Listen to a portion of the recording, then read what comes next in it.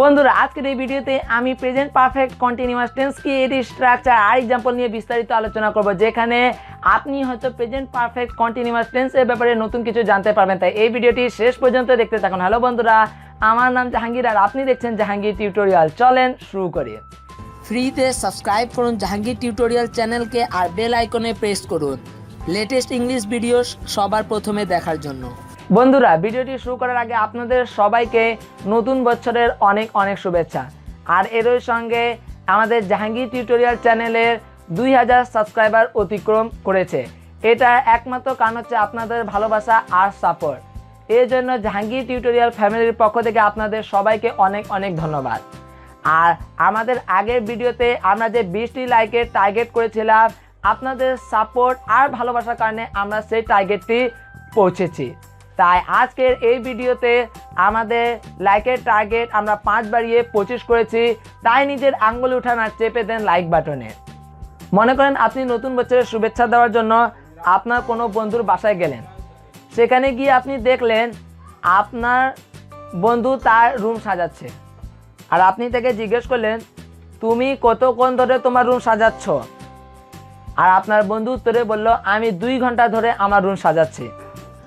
তারপর আপনি তার সাহায্য করার জন্য তার সাথে কাজে লেগে গেলেন। মানুষকে সাহায্য করা একটি ভালো অভ্যাস, তাই না? যাও, আপনি যদি ভালো করে লক্ষ্য করেন তাহলে দেখবেন এখানে আমরা এমন এক সেন্টেন্সের আলোচনা করেছি যা অতীতের কোনো এক সময় শুরু হয়েছে আর একটা নির্দিষ্ট সময় ধরে বর্তমান পর্যন্ত চলছে। এ ধরনের সেন্টেন্সই হলো আমি 2 ঘন্টা ধরে আমার রুম সাজাচ্ছি। I have been decorating my room for 2 hours. এই ধরনের সেন্টেন্সকেই আমরা প্রেজেন্ট পারফেক্ট কন্টিনিউয়াস টেন্স বলি।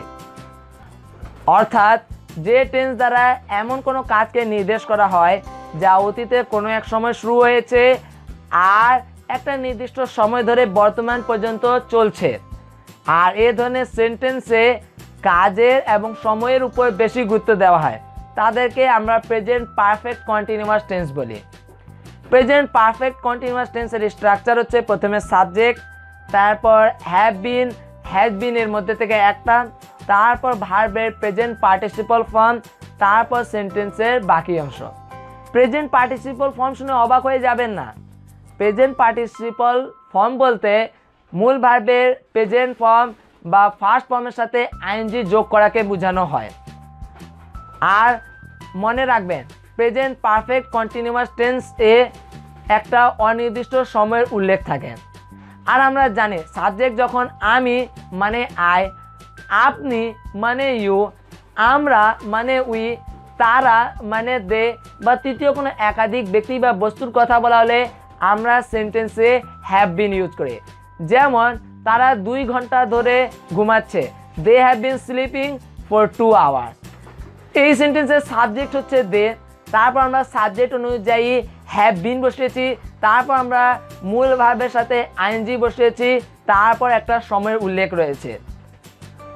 আমরা 2 ঘন্টার বেশি সময় ধরে এখানে অপেক্ষা করছি, we have been waiting here for over 2 hours. আমরা 9টা থেকে কাজ করছি, we have been working since 9 o'clock। আর সাবজেক্ট যখন হি, সি, ইট বা তৃতীয় কোনো এক ব্যক্তির বা বস্তুর কথা বলালে আমরা সেন্টেন্সে হ্যাজ বিন ইউজ করি।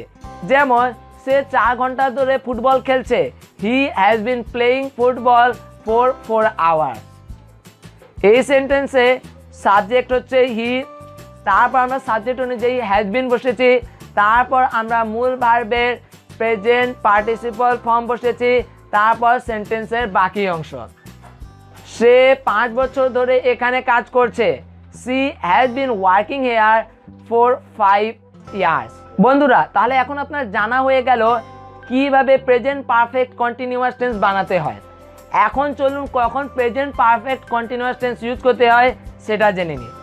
যখন কোনো কাজ অতীতের কোনো এক সময় শুরু হয়েছে আর একটা নির্দিষ্ট সময় ধরে বর্তমান পর্যন্ত চলছে, তখন আমরা present perfect continuous tense use করি। যেমন আমরা 1 ঘন্টা ধরে ট্রেনের জন্য অপেক্ষা করছি, we have been waiting for the train for 1 hour. আমরা যখন কোনো টেম্পোরারি অ্যাকশন বা সিচুয়েশনের কথা বলি তখনও আমরা present perfect continuous tense use করি। যেমন আমি ইদানিং অনেকবার তার বাসায় যাচ্ছি। I have been going to our house A lot recently. আজকাল সে অনেক ভিডিও গেম খেলছে। হি has been playing too much video game lately.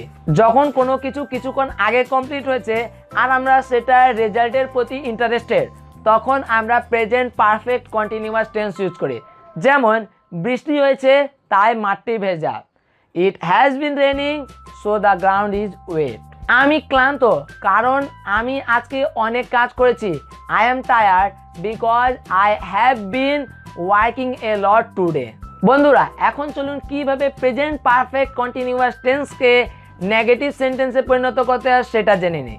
Present perfect continuous টেন্সকে নেগেটিভ সেন্টেন্স বানানোর সময় আমরা হ্যাভ হ্যাজ এর পর নট বসাই আর সেন্টেন্সের বাকি অংশ অপরিবর্তিত থাকে। যেমন সে 20 মিনিট ধরে তার মায়ের সাথে কথা বলছে। She has been talking with her mother for 20 minutes.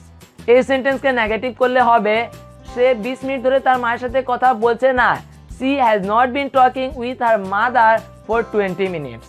এই সেন্টেন্সে আমরা হ্যাজ এর পর নট বসিয়েছি। সে 5 দিন ধরে কাজে আসছে না। She has not been coming to work for 5 days. সে গতকাল থেকে খাচ্ছে না। She has not been eating since yesterday. আমি সকাল থেকে পড়ছি না। I have not been reading since morning. সে 5 বছর ধরে কাজ করছে না। She has not been working for 5 years.